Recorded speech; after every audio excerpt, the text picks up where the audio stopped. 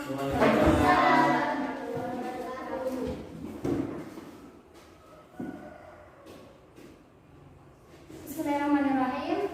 Assalamualaikum warahmatullahi wabarakatuh. Waalaikumsalam warahmatullahi wabarakatuh. Selamat pagi anak-anak. Selamat pagi, Bu. Bagaimana kabarnya hari ini? Baik. Alhamdulillahirrahmanirrahim. Semoga kita tetap dalam keadaan sehat walafiat sehingga kita dapat mengikuti pembelajaran sebagaimana mestinya. Baik, sebelum kita mulai belajar pada pagi hari ini, alangkah baiknya kita berdoa bersama-sama terlebih dahulu. Ayo, mari berdoa mulai.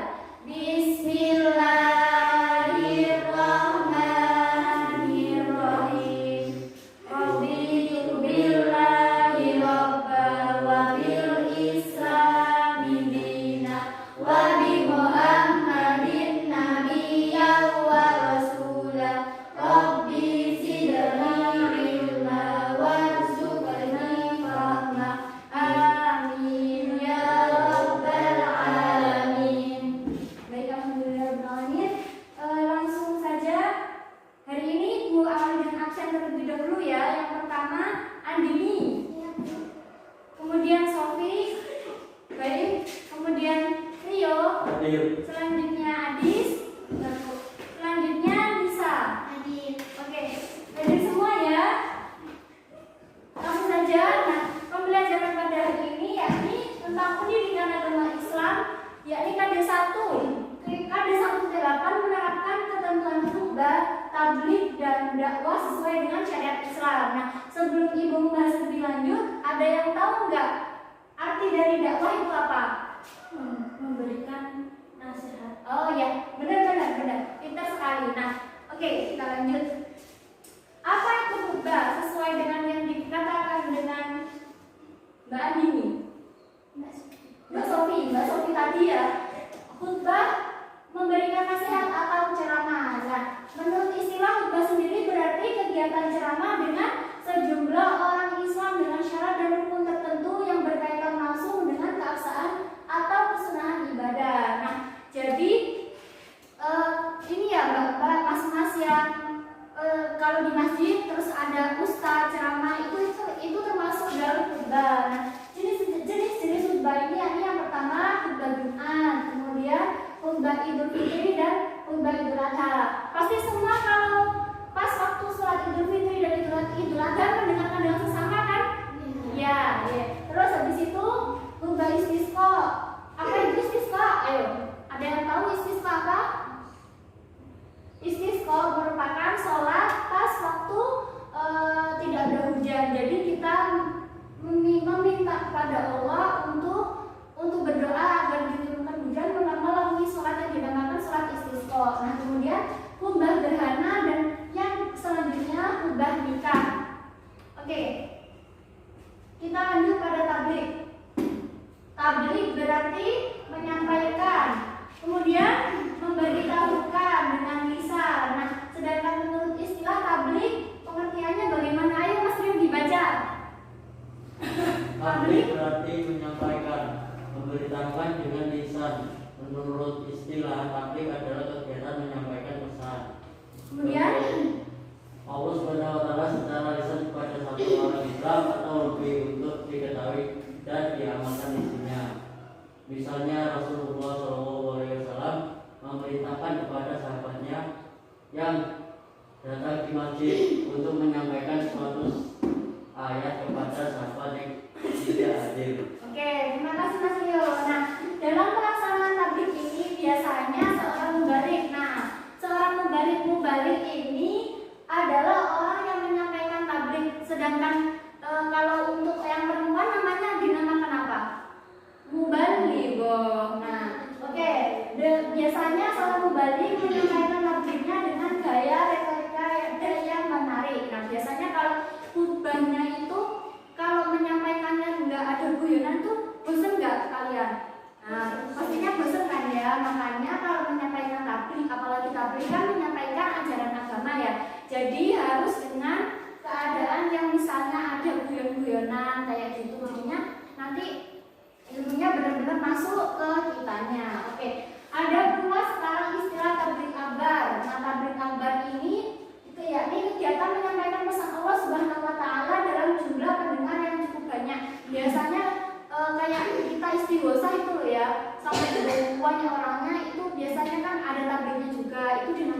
tabligh akbar.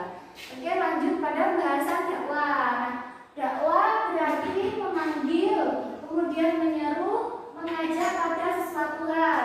Selanjutnya mana Mbak Andini? Mbak Andini mohon dibaca Mbak.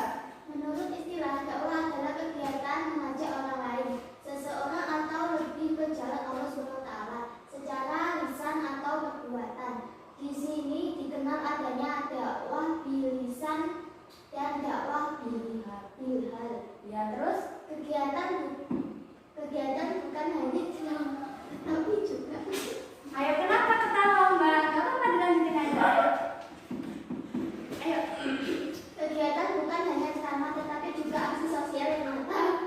Kemudian Misalnya santunan, anak yatim, kemudian sumbangan untuk membangun fasilitas umum dan sebagainya. Oke, terima kasih Mbak Andin. Meskipun bacanya sampai ketawa-ketawa, nggak tahu kenapa ya. Oke.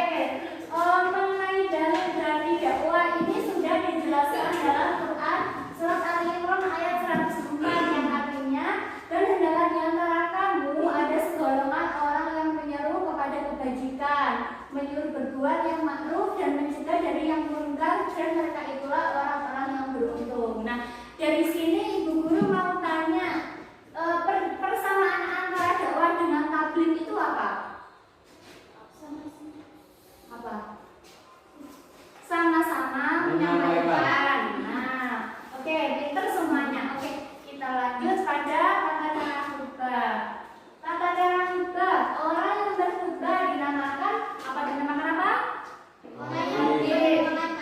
Ya, seorang khatib harus memenuhi persyaratan sebagai berikut, yakni paham dengan ajaran agama Islam. Jadi, kalau dia nggak tahu tentang ajaran agama Islam, dia nggak boleh jadi seorang khatib. Nanti apa yang dibicarakan itu malah terkesan jadi tidak benar buat orang lain. Oke, selanjutnya paham seluk-beluk khutbah, baik yang menyangkut syarat, rukun dan sunat-sunatnya. Nah, jadi khutbah ini mesti ada tata caranya, ada syarat-syaratnya. Jadi seorang khatib itu harus tahu secara betul. Kenapa Mbak? Kenapa Mbak? Oke, lanjut ya, lanjut. Pertamanya lagi. Dapat menyampaikan dan berbicara di publik dengan jelas, santun dan gampang dipahami oleh pendengar. Nah, khatib ini harus menyampaikannya itu secara jelas, tidak boleh yang sampai pendengarnya bilang gini, orang ini menjelaskan apa sih kok aku nggak paham. Nah, itu nggak boleh, dia harus menjelaskan secara gamblang. Selanjutnya dewasa atau balik dan dapat menjauhkan diri dari berbagai macam dosa, baik yang kecil apalagi yang besar. Nah, jadi kalau ada bayi itu nggak boleh Mbak.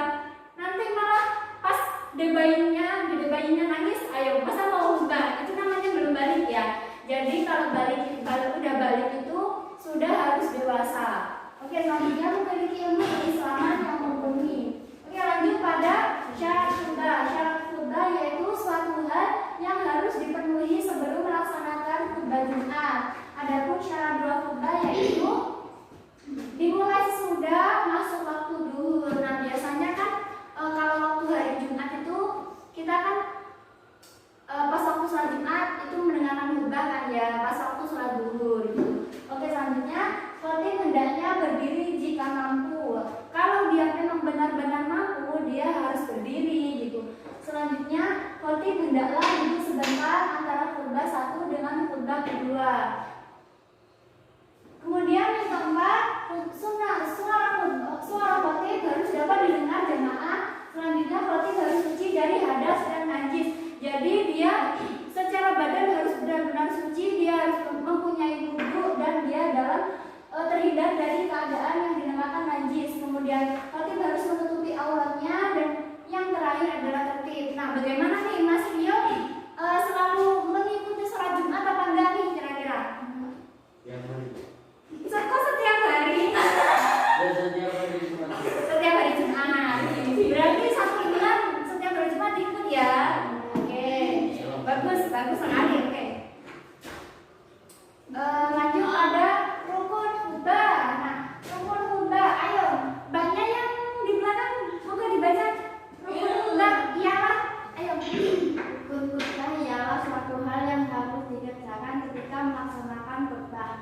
Ya.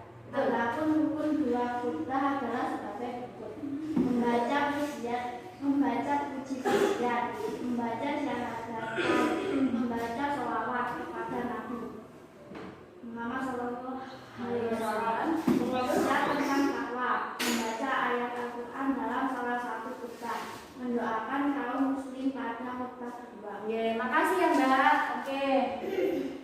Kenapa Mbak? Jangan nervous dong, nggak apa-apa. Oke, nanti sudah dijelaskan ya. Menurut saya ini sudah cukup jelas ya, membaca puji-pujian dan seterusnya.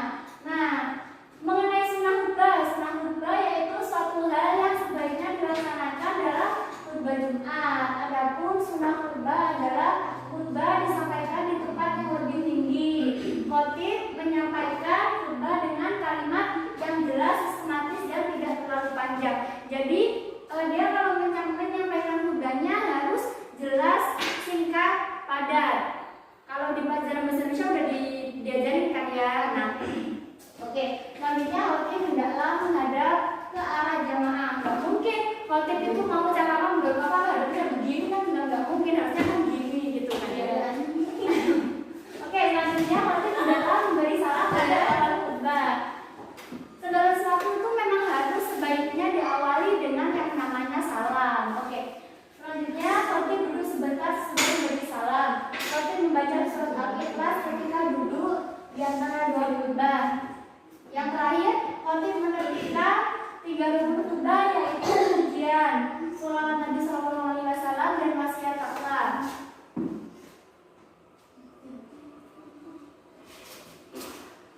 Kenapa Mbak? Oke. Gimana masih mau lanjut pembelajaran? Masih? Belum dijawab belum? Tata cara tabligh dan dakwah. Langsung saja ya, dimulai dari diri sendiri. Kemudian dalam bertabligh dan berdakwah disesuaikan dengan yang didakwai. Artinya kalau saya berdakwah kepada kayak bangga kayak gini, kayak mas-mas kayak gini, itu memang harus menyesuaikan. Bisa melihat umurnya dia, nggak mungkin kan saya berdakwahnya ke sampean yang umur berapa sekitar 17 tahun ini mau diceramahi mengenai tentang keluarga tata cara berkeluarga gimana, kan juga nggak mungkin, memang belum ukurannya.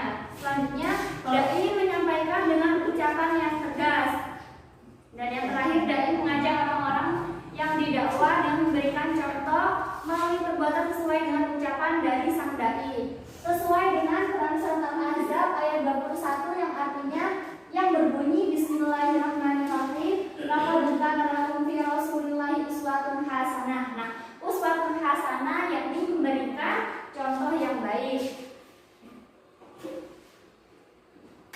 Oke, selanjutnya etika dalam bertabligh. Etika dalam bertabligh berarti kan menyampaikan, kita berbagi ilmu. Nah, kalau berbagi ilmu kita tidak boleh sombong kepada orang yang disampaikan, benar nggak? Benar. Nah, dijawab dong yang keras dong, benar nggak? Benar. Nah, oke sini. Terus habis itu mau menggunakan bahasa yang mudah dimengerti gitu. Oke, selanjutnya mengutamakan musyawarah dan berdiskusi. Dalam menyampaikan segala sesuatu kita tidak boleh egois terhadap diri sendiri, nggak mau menerima pendapat orang lain. Jadi kita harus mendiskusikan terhadap para pendengar. Kemudian materi dakwah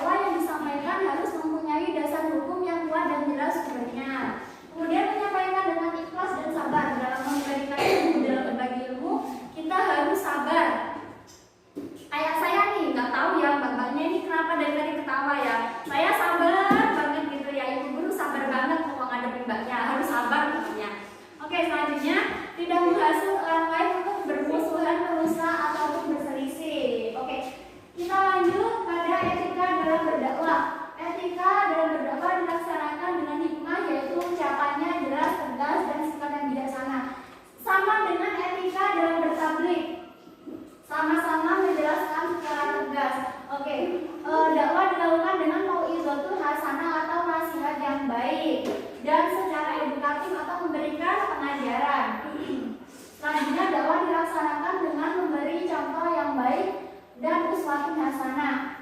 Selanjutnya dakwah dilakukan dengan mujadalah, yaitu diskusi, sama halnya dengan tabligh tadi.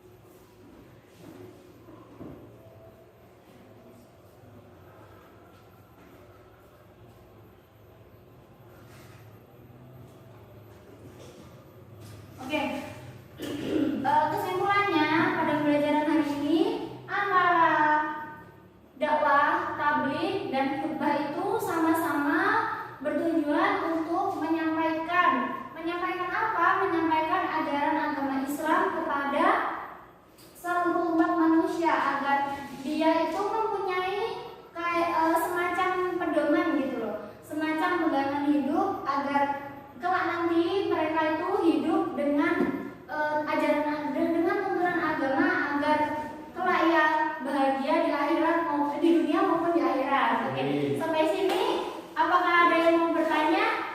Ya. Benar nggak ada? Ya. Udah paham semua? Ada. Baik. Kita akhiri saja pembelajaran pada pagi hari ini. Alhamdulillahirobbilalamin, usai sudah. Sebelum pembelajaran kita akhiri, alangkah baiknya kita berdoa bersama-sama terlebih dahulu. Oke, berdoa dimulai. Bismillahirrahmanirrahim. Subhanakallahumma wa bihamdika asyhadu an la ilaha illa anta astaghfiruka wa atubu ilaik. Walhamdulillahi rabbil alamin. Baik, saya akhiri. Kurang lebihnya mohon maaf. Semoga bermanfaat. Usikum wa nasibi taqwallah. Wassalamualaikum warahmatullahi wabarakatuh.